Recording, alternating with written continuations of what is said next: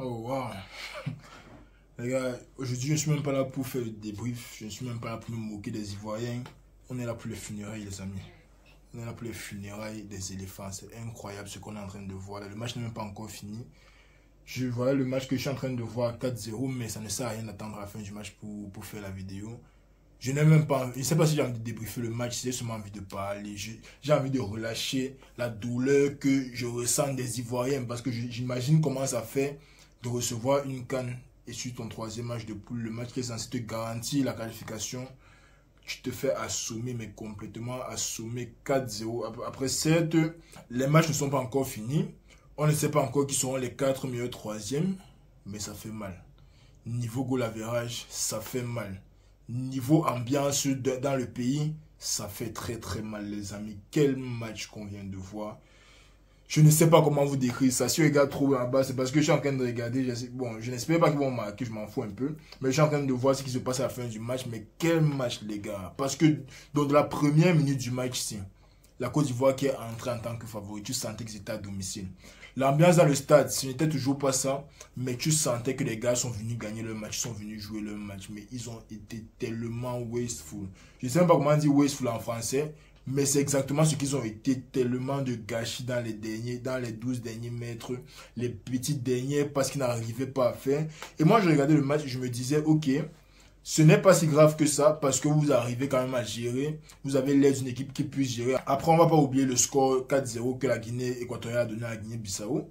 Mais dans ce match-ci, moi, j'avais vraiment l'impression que les éléphants étaient venus pour conquérir. Ils étaient venus pour montrer que c'est leur CAN. Le match est fini. Ils étaient venus montrer que c'était leur CAN qu'ils allaient gagner, passer au prochain tour sans problème. Le match qui avait vraiment l'air de ressembler à ça. Si je regarde les stats ici, là, la Guinée équatoriale, là, quoi. Attendez, je regarde. Ils ont 32% de possession en 90 minutes. La Côte d'Ivoire, 22 frappes. La Guinée a 10 frappes. Et les 10 frappes là sont même venues après les 3 buts. Parce que avant les 3 buts, il y avait peut-être une ou deux frappes au goal. Donc c'est pour vous montrer que les gars sont trop dérangés, man. Les gars avaient le ballon tout le match. Ils faisaient les efforts tout le match. Nicolas Pepe qui était quand même assez remuant pendant la plupart du match. Ils ont aussi le ailier droit là, Oumar Diakité, qui est aussi très remuant pendant tout le match. Il trouvait les bons espaces. Il réussissait à faire les différences. Mais arrivé devant les goals, tu avais juste l'impression que ce n'était qu'une question de temps. Et on attend, ça ne vient pas. Ils attendent, ça ne vient pas. Ils attendent. Et en fin de première mi-temps, ils s'encaissent un but un peu idiot, un peu facile. Étant donné que les adversaires étaient à 2 contre 6 dans la surface, moi je ne vois pas comment vous allez encaisser le but là, après avoir autant dominé en première mi-temps. Mais jusque-là, je te dis que ça devrait aller. Jusque-là, je te dis que même si j'ai le nul, ça devrait aller. Tu te dis qu'ils vont revenir. Ils ont le ballon, ils font tourner, ils sont à domicile. Les supporters essaient de les encourager. Diakité qui essaie d'amener les supporters dans le match. Mais tu te rends compte que ça ne donne pas. Le coup franc là qui est seulement venu mais complètement tuer tous les espoirs parce qu'après le coup franc c'est la panique totale. Je vous ai dit que je ne suis pas là pour faire un débrief. Je ne sais pas comment je vais vous décortiquer le match si on est seulement là pour faire les funérailles des éléphants les gars. Parce qu'après notre match, après notre défaite contre contre le Sénégal, ils ne nous ont pas laissé. Vous voyez, je suis ça c'est l'orage. Bref, ça se rapproche assez. Je suis là pour faire le funérail, les amis. Nos beaux-frères, nos anciens beaux-frères, la belle famille. La belle famille comme ça qui vient de prendre 4 à domicile. Peu importe ce que vous dites. Notre camp à domicile, on n'a pas pris 4. On a peut-être pris 3-0 contre le Burkina en première mi-temps.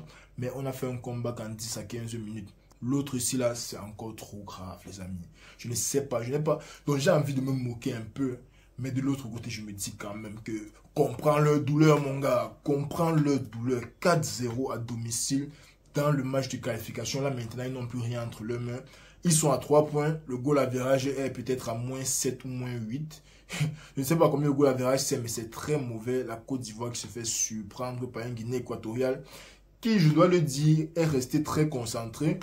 Certes, la Côte d'Ivoire, ils ont eu leurs opportunités. Je pense qu'il y a eu une faute à un moment sur Nicolas Pepe, qu'il a très mal joué de se laisser tomber. Il a voulu jouer l'action à fond. Il a raté les goals. Bref, beaucoup d'approximations au niveau ivoirien que les Guinéens ont vu et ils n'ont pas blagué avec leur chance. C'est l'histoire du match. Mon père m'a toujours dit quand il était petit. Dans la vie, si dominer sans marquer, ce n'est pas bon. Dans le football, tu domines, tu ne marques pas, tu encaisses, on oublie toute ta domination. Là, ce n'est pas toi qui as les 3 points, c'est l'équipe adverse. La Guinée équatoriale, ce qu'ils ont fait aujourd'hui, ils ont su être incisifs. Et quand je dis incisif, les médecins vont me comprendre. Ça veut dire pouvoir fendre avec une précision incomparable. Parce que ce qu'ils ont fait ici, Moi, je ne sais pas si je vais encore voir ça dans la CAN. Je ne vais pas voir une autre équipe comme eux qui se fait autant marcher dessus pendant le match, mais qui réussit à rester concentré. Ils réussissent à avoir un bon gardien derrière pour le sortir des situations dans lesquelles toute l'équipe a déjà abandonné. C'est le gardien qui vient les sortir. Il y a même une action là où un joueur guinéen a carrément mis le ballon dans sa propre surface, arrivé sur Nicolas Pepe. Il a toujours mis sur le gardien. Bon, on peut dire qu'il a mis sur le gardien, mais le gardien s'est rendu présent. Il a fait le gros corps, il est venu, il a barré. Bref, la Guinée équatoriale qui nous sauve vraiment, mais peu importe l'équipe qui rencontre maintenant dans le futur, l'équipe là va devoir s'en méfier. Même si le Sénégal à ce niveau-ci, ils vont devoir bien s'en méfier parce que la Guinée vient de nous montrer que peu importe ce que tu proposes dans le match, s'ils ont leurs occasions, ils vont les prendre. Et le coup franc qu'ils ont marqué là, j'avais déjà vu ça venir sur un coup franc depuis 30 mètres, même 20 minutes avant. Ils ont eu un coup franc, 30 mètres, le gars, les coups francs que les gens centrent l'habitude, le gars a méché, ça c'était un ballon flottant, le gardien qui a quand même repoussé. Mais le coup franc qui est entré, ce n'était pas une surprise pour qui que ce soit. C'était surprenant, c'était magnifique, mais ce n'était pas une surprise en tant que tel. Le coup franc qui était bien tiré. Pendant le match, ils avaient déjà montré qu'ils avaient les bons atouts pour marquer les coups de pied arrêtés. Bref, performance complète de la Guinée. On peut dire ce qu'on veut à propos d'eux. En fin de compte, ils ont gagné 4-0. En fin de compte, ils ont mis la Côte d'Ivoire dans une situation très très inconfortable. Bon, je vais quand même essayer de check les classements pour qu'on sache à quel niveau la Côte d'Ivoire se situe. Là maintenant, il n'y a que le groupe de la Côte d'Ivoire qui est fini. Ils sont à 3 points. Goal average de moins 3. J'ai dit moins 7, c'était aussi pour exagérer un peu. Mais bon, goal average moins 3. Groupe B, il y a le Ghana qui est 3e. Goal average à 1. À moins 1. Ils ont 1 point et leur goal average est à moins 1. Groupe C, bien sûr, Cameroun qui est 3e.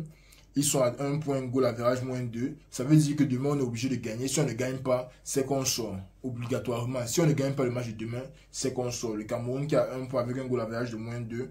On peut quand même monter à 4 points. Ce qui met la Côte d'Ivoire en dessous de nous. Donc, on espère qu'on va gagner demain. L'Algérie qui a 2 points, ils ont aussi besoin d'une victoire ou d'un nul. Parce que s'ils font le nul, ils passent devant la Côte d'Ivoire avec le goal average à 0.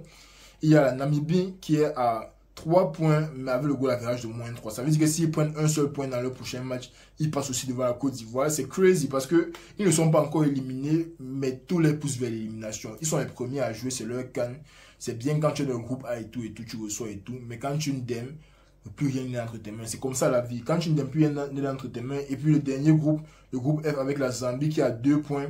Goal average à 0, ça veut dire que si eux aussi font le prochain match, ils passent devant la Côte d'Ivoire. La Côte d'Ivoire, maintenant, ils sont l'équipe la pire placée pour passer au prochain tour. Après, c'est toujours possible. On peut avoir une disaster class d'une des équipes à 2 points, ou bien le Cameroun qui a 1 point, ou bien le Ghana. On peut avoir une disaster class, mais ça reste très peu probable. Les Ivoiriens qui sont en PLS, comme on dit souvent. On va en reparler après. Attendons d'abord qu'ils soient éliminés. Comme je vous ai dit, je n'avais pas grand chose à dire pour le débrief, c'est parce que moi j'étais tellement choqué par le match. J'observais le match, mais après quand les buts ont commencé à entrer, j'ai oublié tout ce que j'ai vu sur le match. Donc bref, j'espère que vous avez apprécié la vidéo les amis, bien sûr, si vous aimez mes vidéos.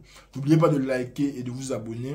Je ne sais pas si je pourrais sortir le débrief sur les matchs de ce soir, mais sinon on se reprend demain pour le match des Lions, parce que c'est ça qu'on veut tous voir. On est là à la CAN pour la Côte d'Ivoire, les Lions, le Sénégal, bref, toutes les grandes équipes, on est là pour ça. On se reprend demain pour le match des Lions. Abonnez-vous, likez, on est ensemble.